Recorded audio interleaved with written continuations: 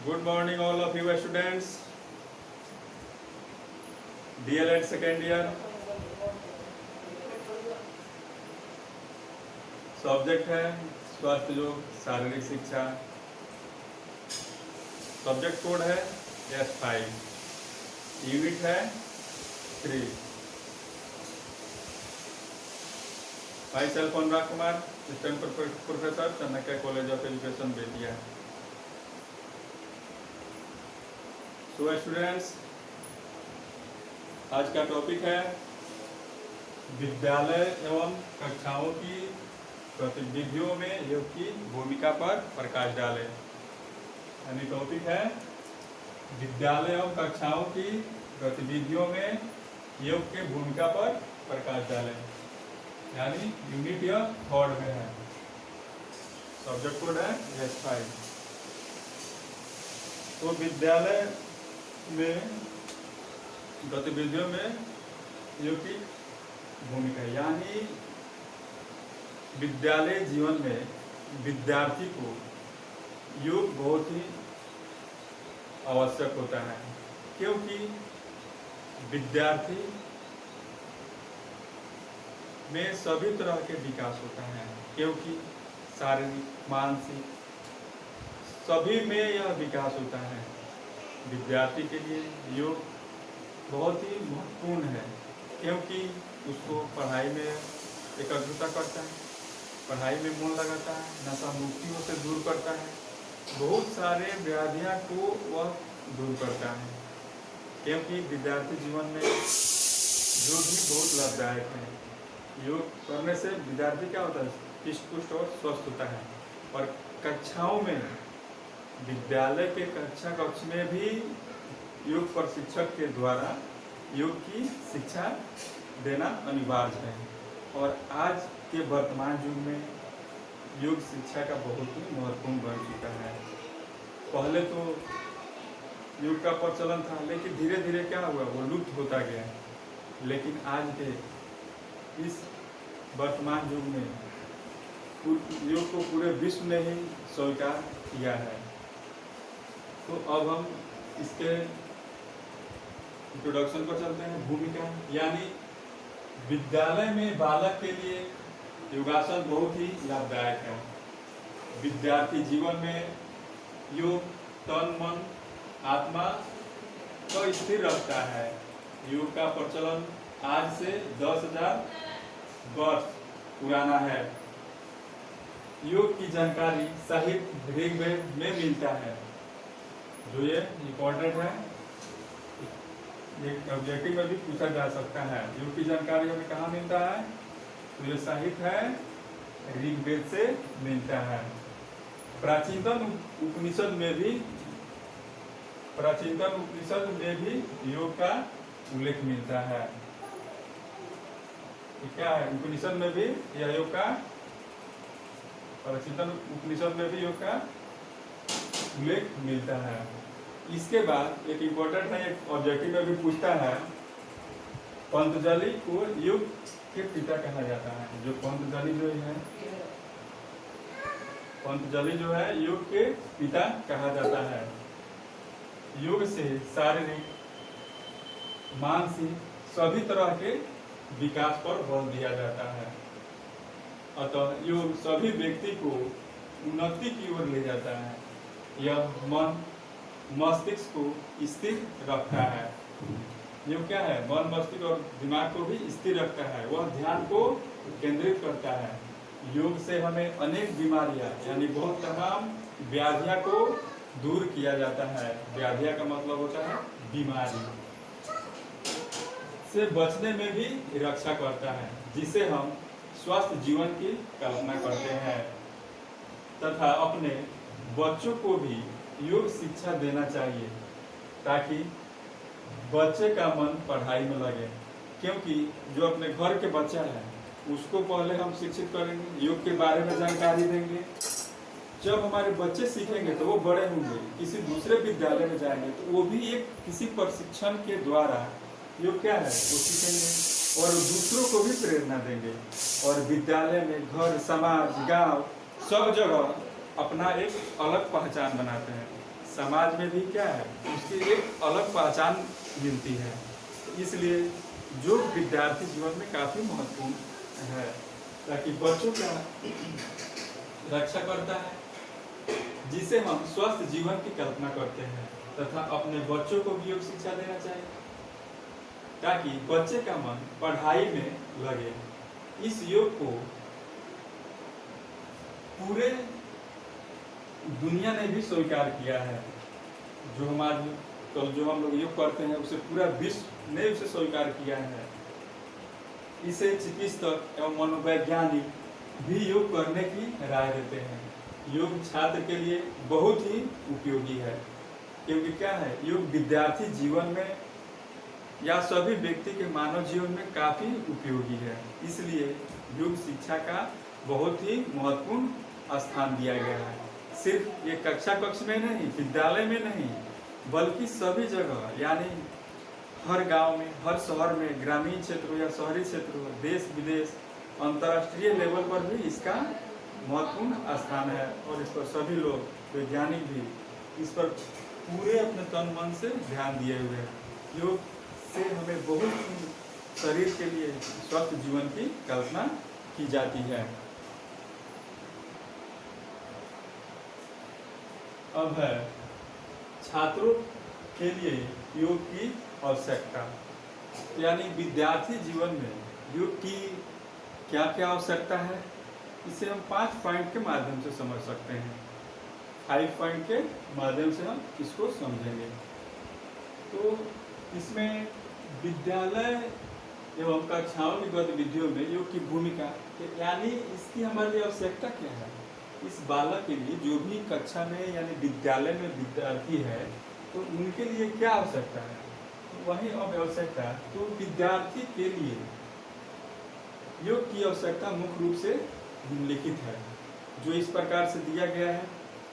तो अब हम 1 नंबर पॉइंट में छात्रों को पढ़ाई के प्रति रुचि उत्पन्न करना है, यानी अब हम इसके बारे में समझेंगे। छात्रों को पढ़ाई के प्रति रुचि उत्पन्न करना है। अगर इसमें कोई भी जहाँ समझ में नहीं आया है पूछ सकते हैं, और इसमें जहाँ भी दिक्कत होगा इसको फिर से बताने का प्रयास किया जाएगा। तो इसे अपने नोटबुक पर भी नोट कर लेंगे, इसे या स्क्रीनशॉट भी कर सकते हैं, इसको लिख भी सकते हैं। तो ये है 1 नंबर पॉइंट में छात्रों को पढ़ाई के प्रति रुचि उत्पन्न करना, यानी हम किस तरह से छात्रों को मन मस्तिष्क को एकत्रित कर सकते हैं ताकि वह छात्र को पढ़ाई के प्रति रुचि उत्पन्न हो सके।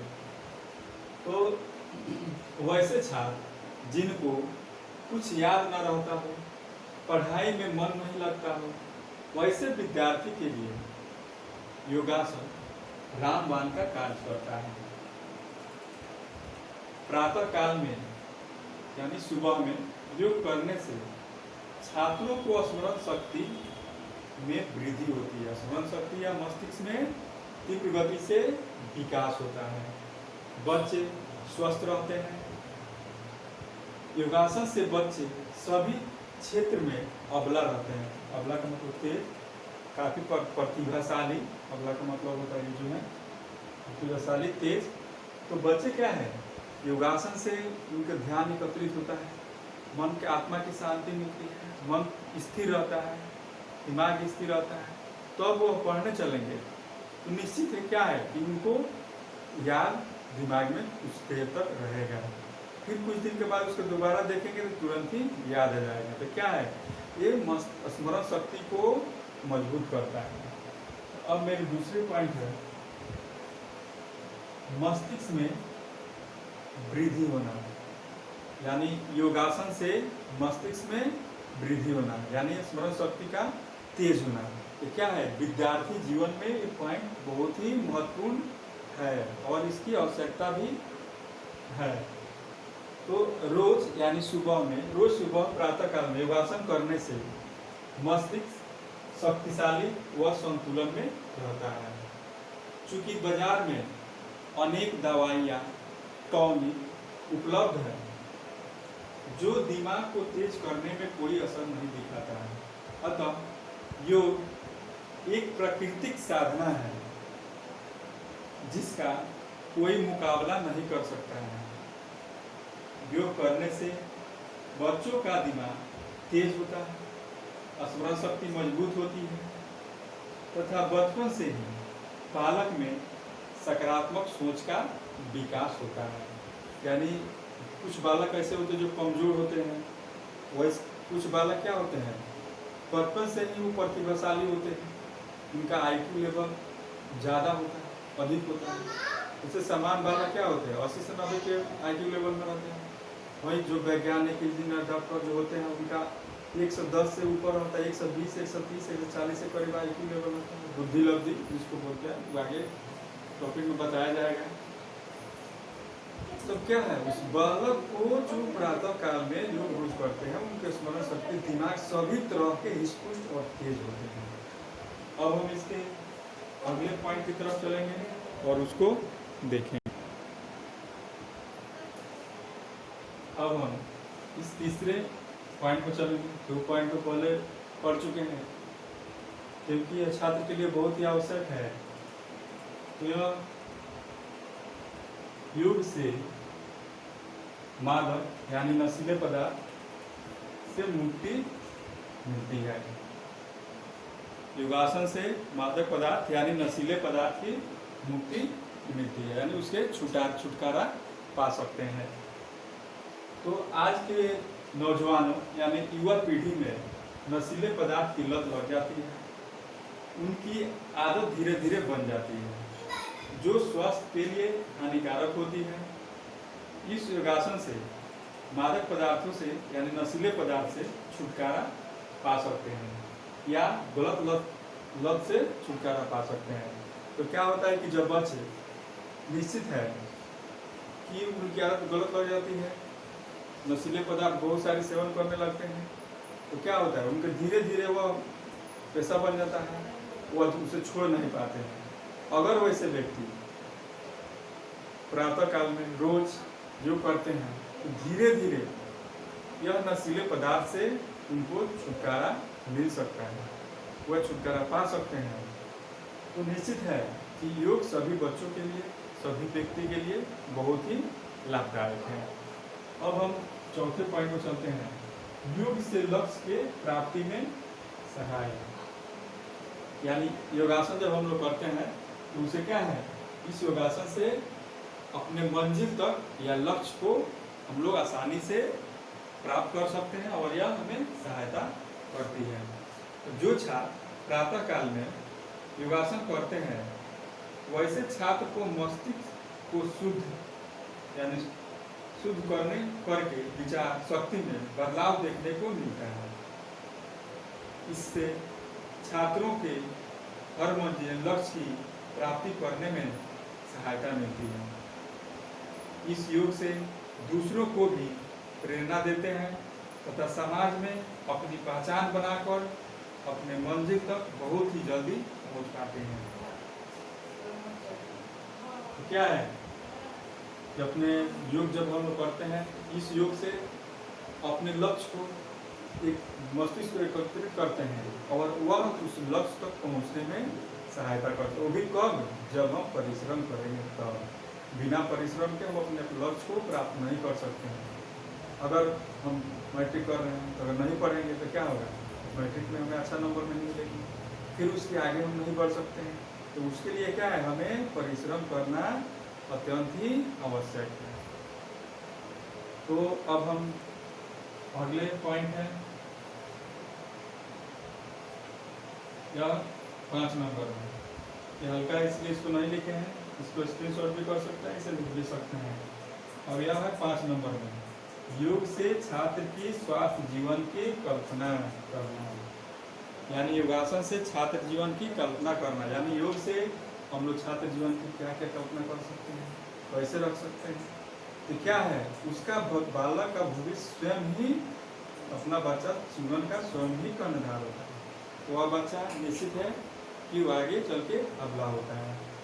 तो योग से छात्र जीवन में योग से छात्र की स्वास्थ्य जीवन की कल्पना, यानी विद्यार्थी जीवन में प्रातः काल योगासन करने से तमाम व्याधियाँ यानी बीमारियाँ से छुटकारा मिलती है या दूर हो जाती है, जिससे स्वस्थ जीवन की कल्पना की जा सकती है। वैसे छात्र सभी क्षेत्र में तेज होते हैं, यानी तेज अबला होते हैं, प्रतिभाशाली होते हैं, यानी वैसे छात्र सभी क्षेत्र में प्रतिभाशाली होते हैं। तो जो छात्र रोज प्रातः का योगासन करते हैं तो क्या है, उनकी शरीर जब हिष्ट पर स्वस्थ रहेगा तो हर काम में उनकी मन लगेगी, हर मंजिल उसके लिए आसान हो जाएगी। लेकिन वही छात्र जो बीमार है, कुपोषण के शिकार है, उसे कोई काम अगर करने को कहा जाए, निश्चित है कि वो करने में असमर्थता जताएगा, चाह कर भी वो कार्य को नहीं कर सकता है। तो जो स्वस्थ छात्र होंगे, हित पुष्ट होंगे, वो निश्चित है हर काम में आगे रहेंगे। अब यह टॉपिक समाप्त होता है और इसमें जो भी जहाँ नहीं समझ में आओ फिर से समझाने का प्रयास किया जाए। इसलिए अब धन्यवाद।